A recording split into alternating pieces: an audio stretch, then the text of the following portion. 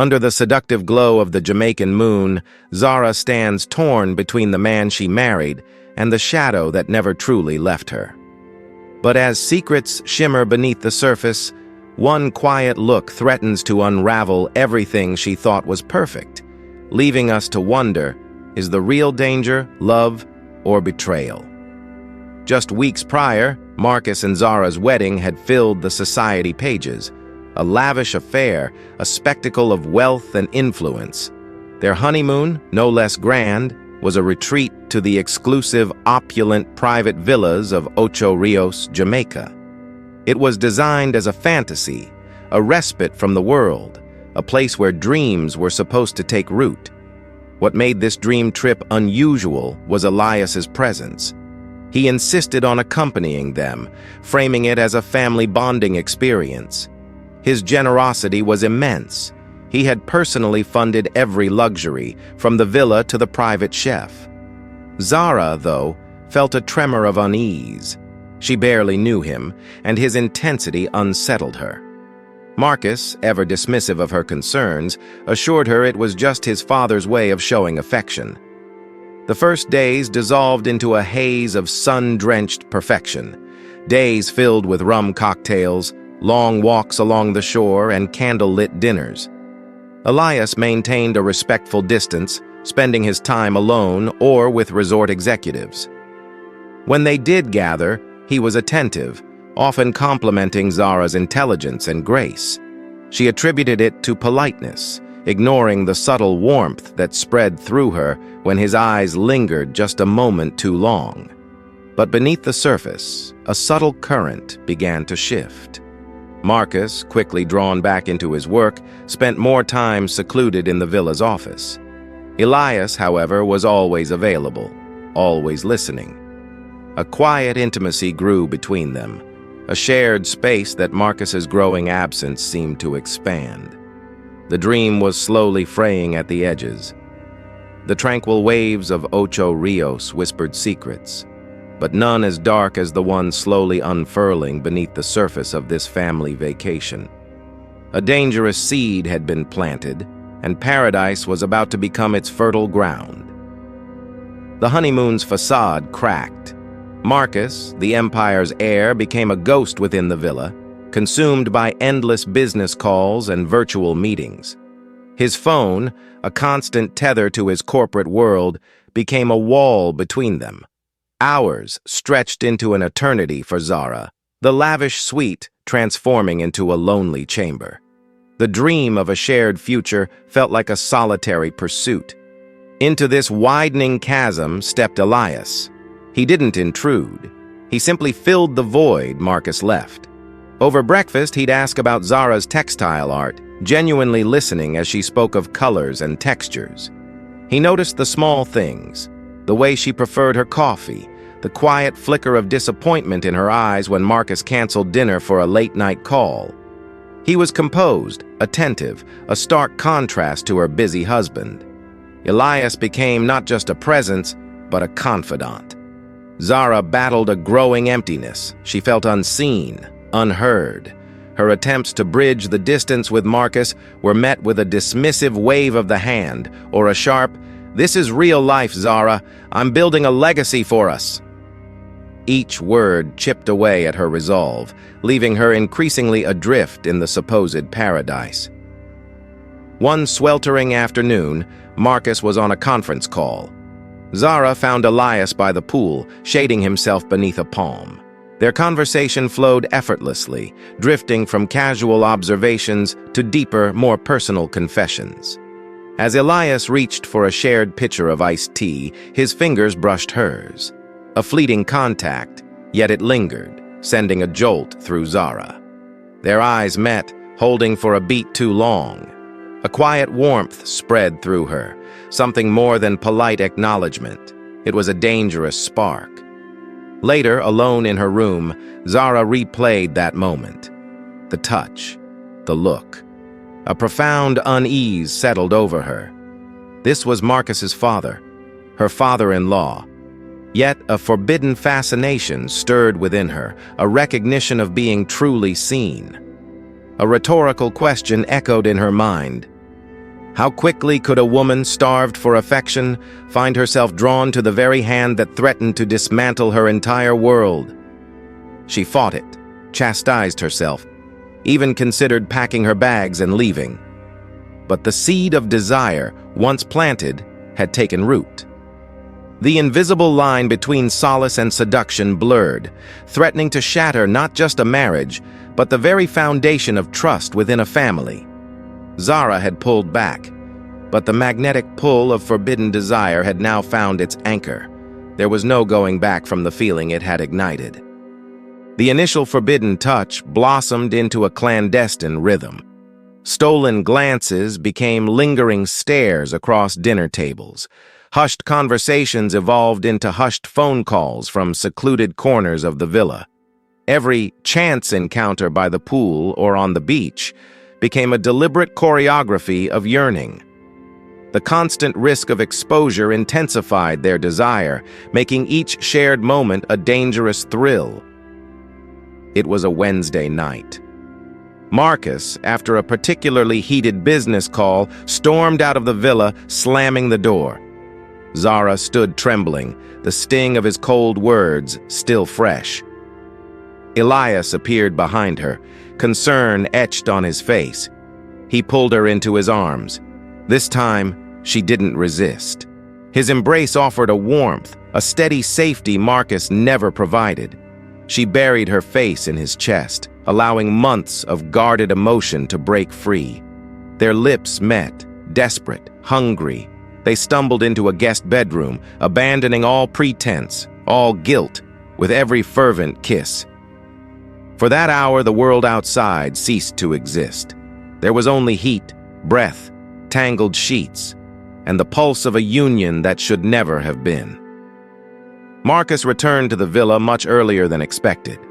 He didn't see them, but a distinct sound, a muffled groan, a rustle from the guest room, snagged his attention. A quiet, simmering suspicion ignited within him. From that moment, his observation began. Marcus, a man of meticulous detail in business, applied the same rigor to his personal life. He didn't confront them immediately. Instead, he started quietly investigating. He'd subtly shift items on Zara's dresser, noting if they were moved. He'd leave a specific book open, checking if its position changed. He observed Zara and Elias closely, how Zara's eyes darted away too fast, the way Elias's hand might linger on her arm.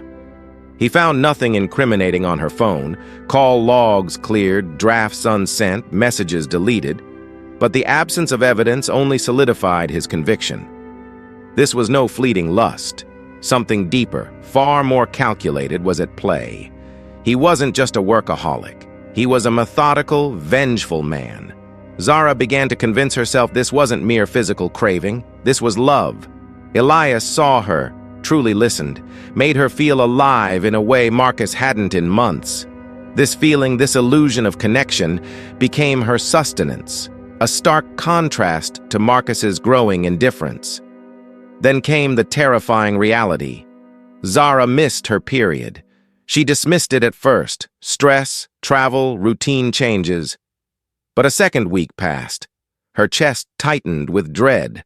A late-night, discreet trip to a pharmacy in Ocho Rios confirmed her deepest fear, a positive test. The timing left no doubt. This child was not Marcus's. She stared at the test, hands trembling, stomach churning. This wasn't just a secret now. This was a life, a permanent mark of her actions. She told Elias. His shock was immediate, followed by a frantic, whispered plan for escape. We tell Marcus after the trip. We face it like adults. We raise the baby together. The secret wasn't just a whisper anymore. It was a life, growing silently within Zara. A ticking time bomb threatening to expose the ultimate betrayal. But what Zara and Elias didn't know was that one pair of eyes, cold and calculating, had already seen enough. The storm was here, poised to unleash its full, devastating fury. He'd been watching, confirming. The small, discarded pregnancy test found behind travel lotions in a bathroom drawer delivered the final shattering blow. His control, a lifetime's cultivation, evaporated, replaced by a chilling, methodical rage. Sleep became impossible, food tasteless. He drank quietly, steadily, neat rum by noon, whiskey by dusk, the liquor dulling the pain, sharpening the edges of his resentment. He was no longer the composed heir. He was a coiled spring. It was the 10th night. Zara slept fitfully in their room. Marcus slipped out, walked to the guest room, and stood at the door. Inside, Elias lay awake. Marcus pushed the door open. "Something wrong, son?" Elias asked, his voice calm. Marcus stepped in, closing the door gently. For a long, tense moment, silence filled the air.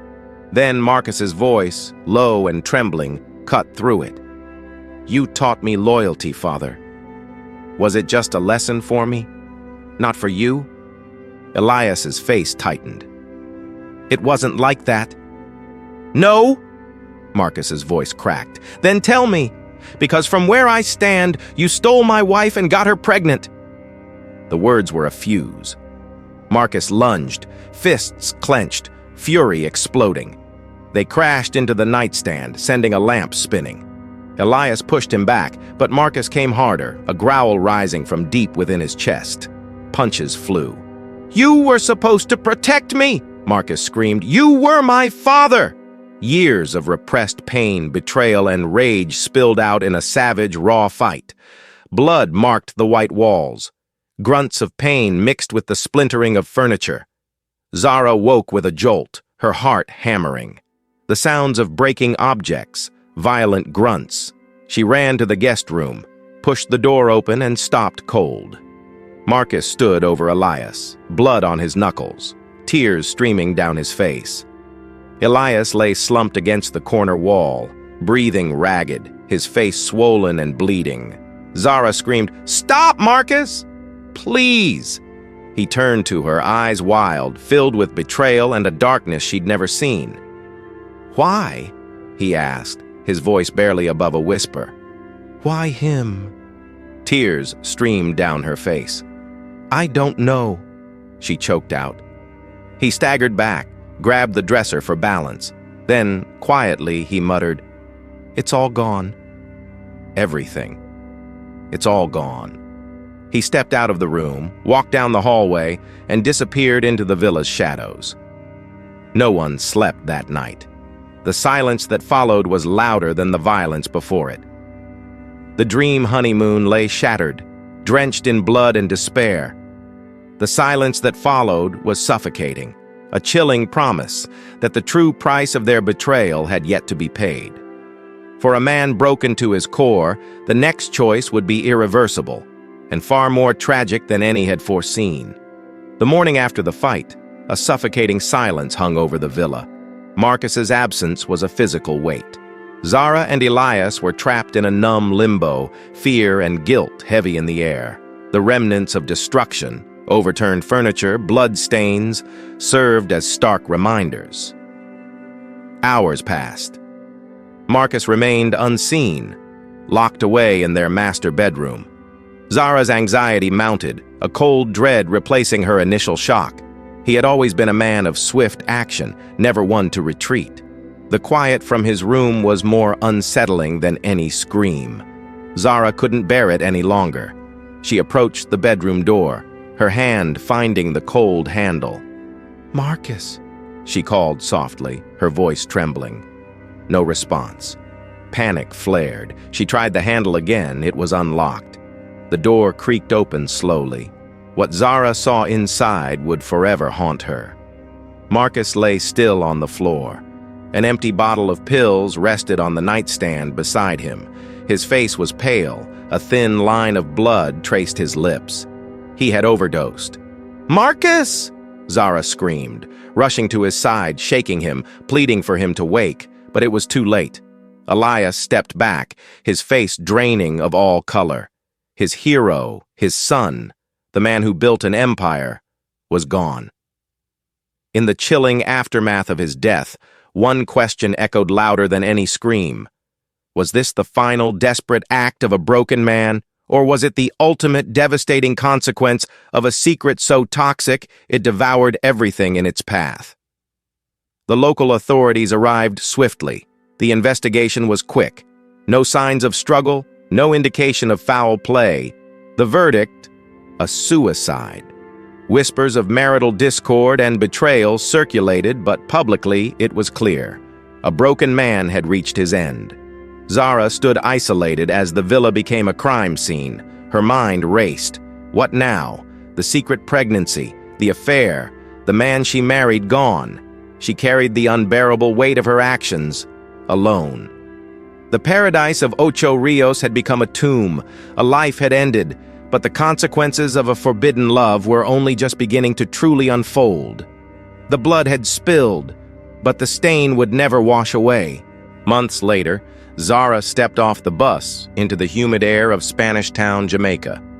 The vibrant, familiar streets felt alien, a sharp contrast to the gilded cage of Ocho Rios.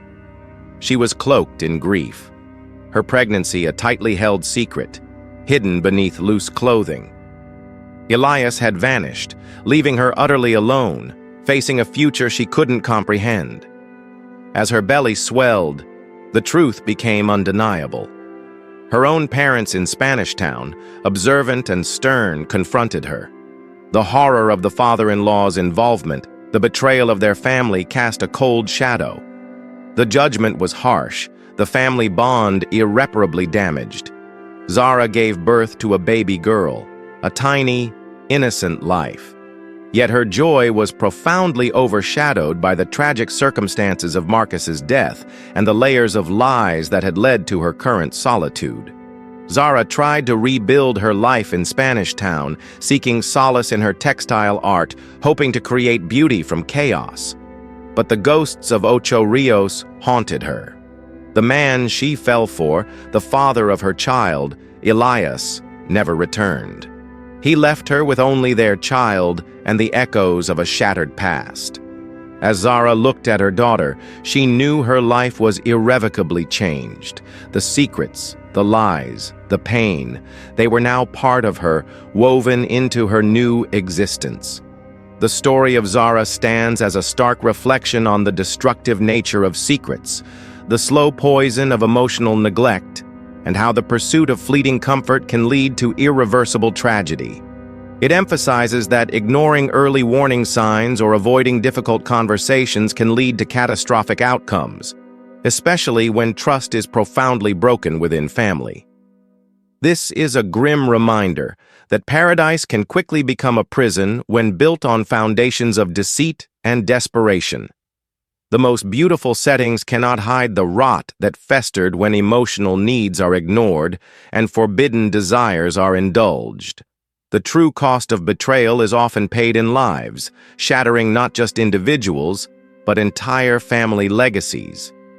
Stories like Zara's force us to look closer at the hidden narratives within relationships, prompting us to question, how well do we truly know those closest to us?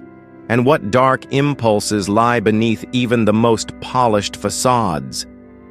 If this deep exploration into the unraveling honeymoon left you questioning the depths of human nature and the true cost of forbidden desires, then you're exactly where you need to be.